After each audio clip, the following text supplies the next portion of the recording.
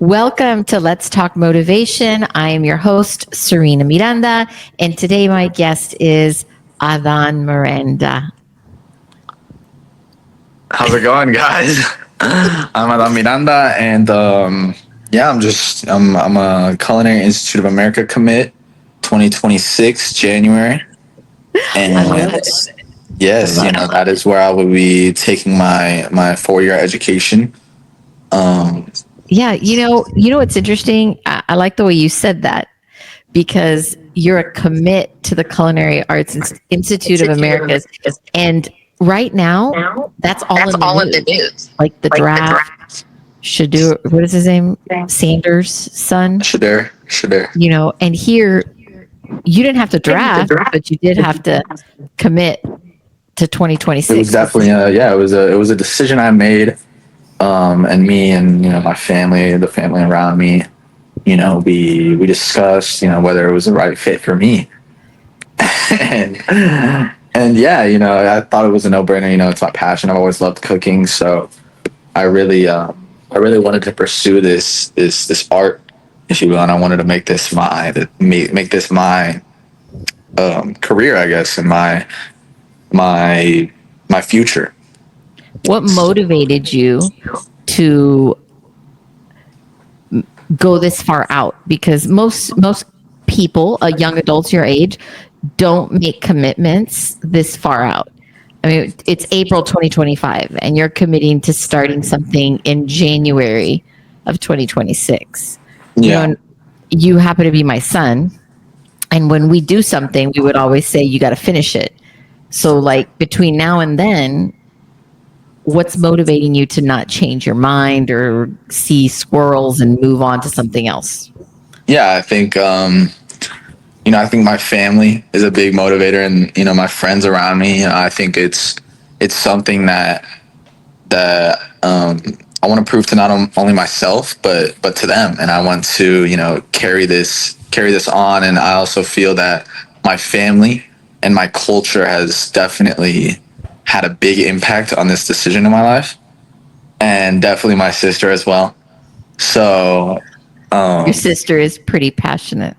Yeah, so I think she definitely had a big role in this path that I'm taking, and I think I don't have any plans at all on changing my focus on this journey. I want to be tunnel vision. I want to be focused on this and this only, and I feel like that's the key. I can't give time to anything else. Any other I guess. Anything else that could distract me, Yeah. And my family is a big part of that. My grandparents had a big impact on that for sure. Well, thank you, Adan. Now, I have another question for you. Mm-hmm. You are, I know some people are looking at this right now and seeing, oh, this guy's a little young. Yeah. Somebody break something? I think so. I don't know. Oh my gosh. I think so. Okay, stay still, because it looks like an earthquake is around you. Oh, sorry. Yeah. I'm still.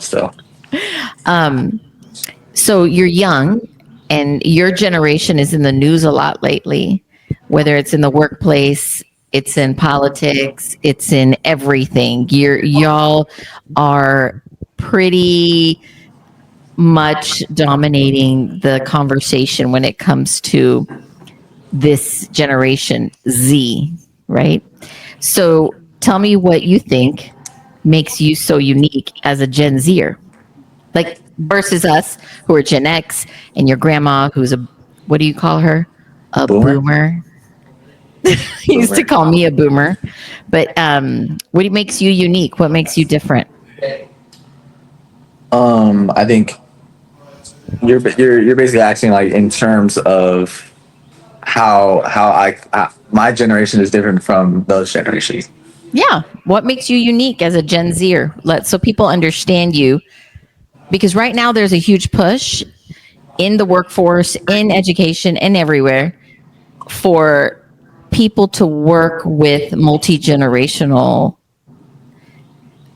people, whether it's in school or in business. But what makes you unique as a Gen Z I think 19-year-old young man? great question, Serena. And I think what makes a big difference is not giving attention to, we have all this social media in the world and all these distractions that can, you see something online and you instantly want to jump at it, or you want to be like that, or you want to just change what you have going on in your life just because you see a video about it, a 30-second video on TikTok or YouTube that makes you want to, change who you are. And, I think that,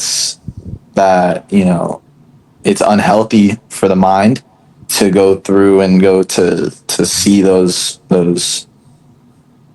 advertisements, and you can't let it distract you. You have to stay focused on yourself, and you have to stay focused on being yourself. So in the media, they're saying that y'all are super distracted. So are you telling me that a majority of your generation is not? That they're really not going all in on this social media obsession?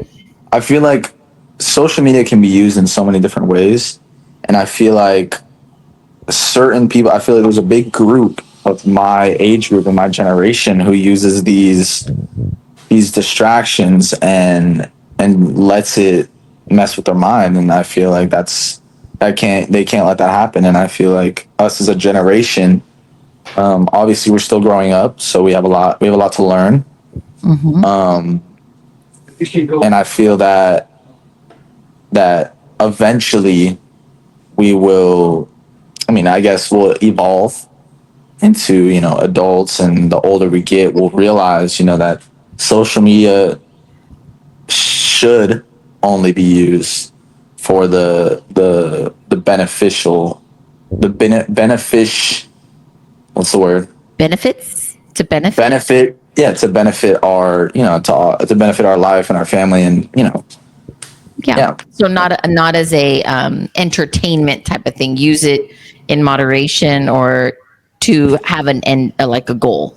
Exactly. If you have a business, use it to grow your business, right? If you have, I guess in certain ways, the entertainment piece can be a benefit as well, but I feel like that's a very niche situation. Mm-hmm. So yeah, I feel like that's what really separates us from the Gen X and Boomers. Yeah. Is that we have we're more in tuned. We're more in tune with this social media because we grew up with it. We grew up seeing all these new iPhones coming out, and we were the first ones to have them and to fully understand them. And so I feel like that's a big thing in terms of going forward. Is I feel like we could use that to our advantage, and we would be the best at using that to our advantage. That's true. I agree. So let me ask you one more question. Actually, let me look. I have a list of questions here. Go ahead. I have one more for you. Hi, I'm Serena Miranda, the insurance broker at Net Worth Insurance Services. What does being an insurance broker mean? Well, that means I have access to multiple carriers. Now, I'm not attached to any one of these carriers, but I am attached to giving you the best rate. So remember, anything and everything, we insure it. So, what daily routines, beliefs, or support systems help you stay focused and inspired? Daily beliefs. So I'm very religious in everything I do. I think that everything happens for a reason, and everything's going to happen for a reason.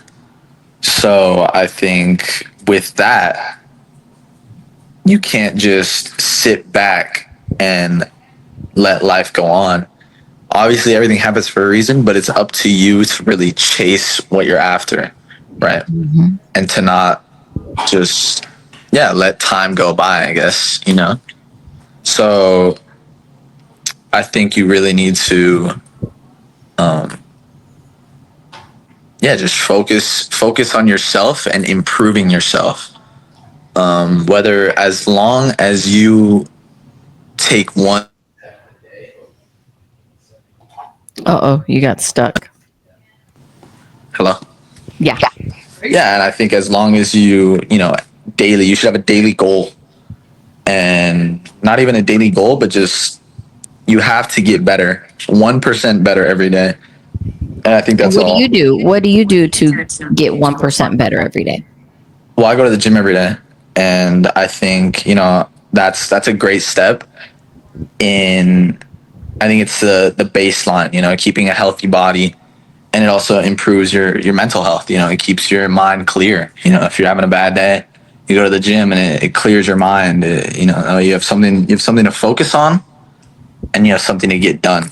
And when you finish that workout, I just improved myself. It's something that you improve, internally and externally. You get a great health benefits, as well as mental benefits. Now, let me ask you this. Your parents are not big gym rats. What in you created this passion for sports, or for not sports, for a healthy lifestyle, when your parents, aka me and your dad, weren't consistent gym people? Yeah, so I What think did we do as parents, or what did you figure out that you needed to be there daily? so. I think a big reason as to why I'm very big on the gym is I'd say my brother. My brother is a big. I mean, he had a crazy transformation, and An influence? a crazy influence on me, and I saw what the gym, how it benefited him, and I wanted that feeling, to go through a crazy body transformation and to look back and be like, I was here and now I'm here, and now look at me. And I feel like you never really reach like your goal when you're in the gym. You always have something to chase, you know what I mean? Yeah. So I think that's really where I get my, I guess, influence from. Your passion. In terms of, Well, you influenced me. You influenced me and all that as well, because that was not a habit of mine. So it is now in my mind. It's a habit I need to make, especially as I get older, because health is super important. I agree. Yeah. Well, thank you very much for. Oh, go ahead. Did you? Oh no, yeah. I was just gonna say, as well as just diet. It helps you with your diet. You go into the gym, you're like, okay, well, the gym is one thing, and obviously I'm gonna get strong, or get healthy from the gym, but also I can only get so far with lifting weights and running. I need to, outside of the gym, I need to eat. I need to eat well. It's also my diet. Yeah. So they come together. It's like a package deal.